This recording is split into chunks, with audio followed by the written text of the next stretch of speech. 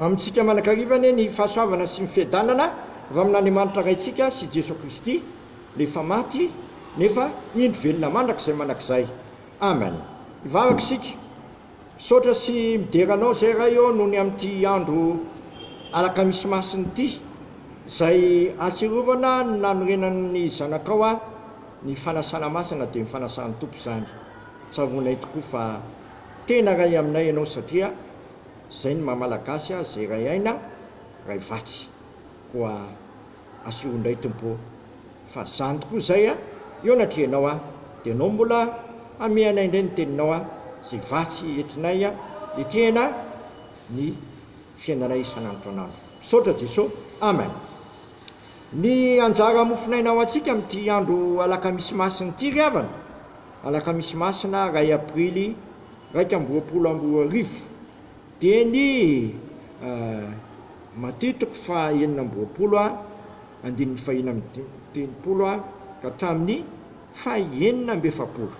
Matio toko fahenina amby roapolo andin'ny fahenina amby telopolo ka hatramin'ny fahenina amby efapolo. Vakina amin'ny anaran'i Jesosy zany. Soramandry Jesosy tao Getsemane.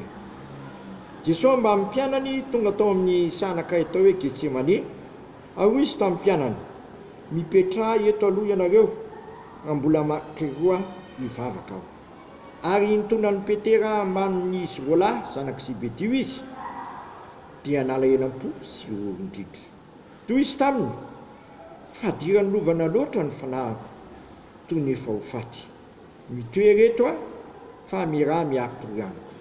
Ary noho nandroso kelikely izy dia nenkohaka ka nivavaka hoe, raiko azo atao dia aoka isoronao amiko ty kapoky ity, nefa aoka tsy ny sitrapoko ane no atao fanianao.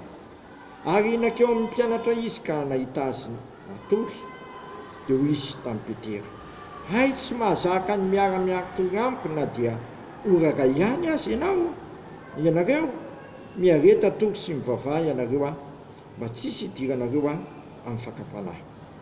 Mety ihany ny fanahy fa ny nofo ny tsy manan-kery. Dia nandeha fanoloana izy ka nivavaka hoe, raiko raha tsy azo esoriny ity dia tsy maintsy hosoloko dia oka ny sitraponao no atao.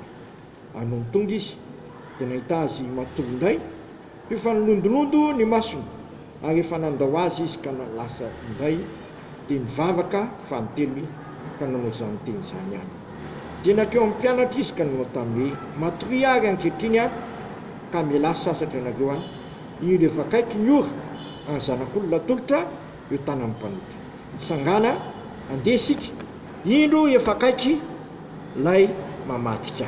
Ray masino manamasinanay amin'ny fahamarinana, ny teninao ny fahamarinana. Amen.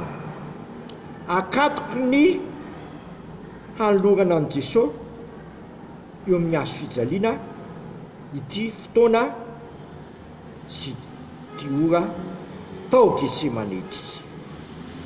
Tena hiatika ny fahafatesana Jesosy satria atolotra eo tany amin'ny mpanota izy. Raha tika amin'ny teny hafa, hovonona eo tanan'ny mpanao meloka izy.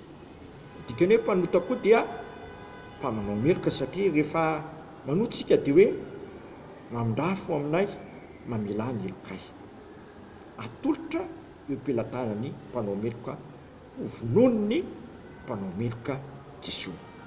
Fantatsika tsara Jesosy fa vita teo ny fitsaranan'i Jesosy dia laza i Pilato fa tsy hitan'izay fa tsony Jesosy. Kanefa noho ny antsoantso ny vahoaka sy noho ny teny nahazo dia tsy maintsy ombona amin'ny hazo fijaliany Jesosy. Jesosy raha teo malala fa izany ny sitrapon'ny rainy. Any amin'ny filazantsara Jaona dia hoy izy hoe, ny kapoaka izay nomeny raiko ava moa tsy hosoloko va. Eto dia izy rery ny miatraka izany.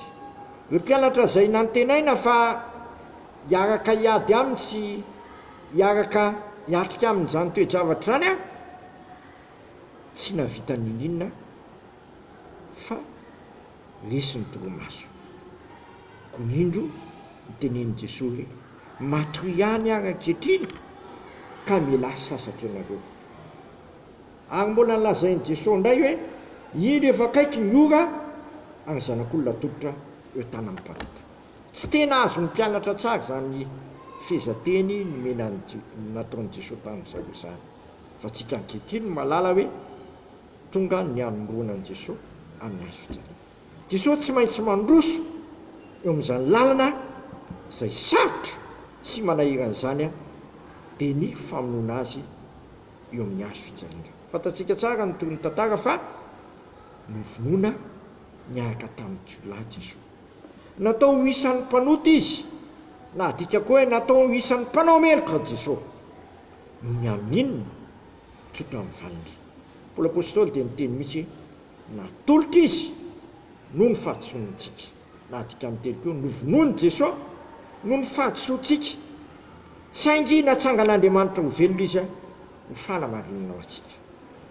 Gavana, momba fantatrao zany halehiben'Andriamanitra, ny fitiavan'Andriamanitra asy anao zany, satria vitany nafoy ny zanany ho faty no ny fahatsontsika. Zanany raha teo koa nanaiky atsika po na dia mafy tamin'ny araka ny voalaza rehetra hoe fadio anovana loatra ny fanahiko toy ny efa ho faty aho, zany lazainy Jesosy, satria tena miady amin'ny fahafatesana izy. Iza moa ny aresin'ny fahafatesana? Tsy misy afa-tsy Andriamanitra rehetra. Tsarotsika indray zany amin'ny lahady ny Pasika, resy ny fahafatesana, resy ny fahadalako, resy ny fahotanao, resy ny helokotsika, resy n'inona? Resy ny fitiavan'Andriamanitra izay naseho tao amin'i Jesosy Kristy. Ko amin'ity andro an'ity gavana dia tsika hitoroko ananken'Andriamanitra. Tsy mety ny fanahintsika, ny nofotsika tsy mahavita miakatra izany, fa ny fanahintsika mitetiany ka mitezitsika, satria tsika mbola mitoetra amin'ity nofo ity, mitezitsika hitoroko amin'ny Tompo, mitezitsika hitehitra amin'Andriamanitra izay manana ny heretra sy ny fahefana rehetra, manana ny fahefana hita maso izy, manana ny fahefana amin'ny tsy hita maso izy. Jesosy rahateo efa niakatra velona tany an-danitra dia alohan'ny akarany dia zay hoe manana ny fahefana rehetra any an-danitra sy etỳ tany izy. Koa ahafahantsika miatika ny toe-javatra sarotra, tsy maintsy mbola teriko satria ianao amin'ity fanarahana ny Kristy ity, Kristy rahateo efa niteny hoe izay manaraka azy dia tsy maintsy mitondra azo fijaliana. So ihany gavana fa loha hevitra amin'ity volana aprily ity dia hoe mampiorina ny mino ny fanavotan'i Kristy. Tena misy ny fanavotan'i Kristy, satria tsangako velona Kristy andesiny fahafatesana izy ary tsy ho azy ihany zany fandresena amin'ny fahafatesana sy fahotana zany, fa ho asy eo anao indrindra koa. Kokotsika ino sy atoko ny tenin'Andriamanitra ary hitehitra amin'Andriamanitra fa tsy hitehitra amin'ny nofotsika sy malemy ihany, fa ny fanahy mety fa nofo tsy manan-kely, ko ndesika hitoroko amin'ny Tompo fa ny Tompo rahateo vonona indray antsika araka ny teny hoe izay manantona azy tsy ho lafo mihitsy ary izay miaraka aminy dia tao amin'ny mpandresy tahaka azy. Dia aokontsika tsy afoy hiaraka amin'ny Tompo naiza naiza ary noviana noviana, fa raha misaraka amintsika dia tsy mahay manao na inona inona, ka mba sahiteny tahaka amin'ny Paoly apôstôly koa isika manao hoe mahay zavatra rehetra aho aminay pampahery aho.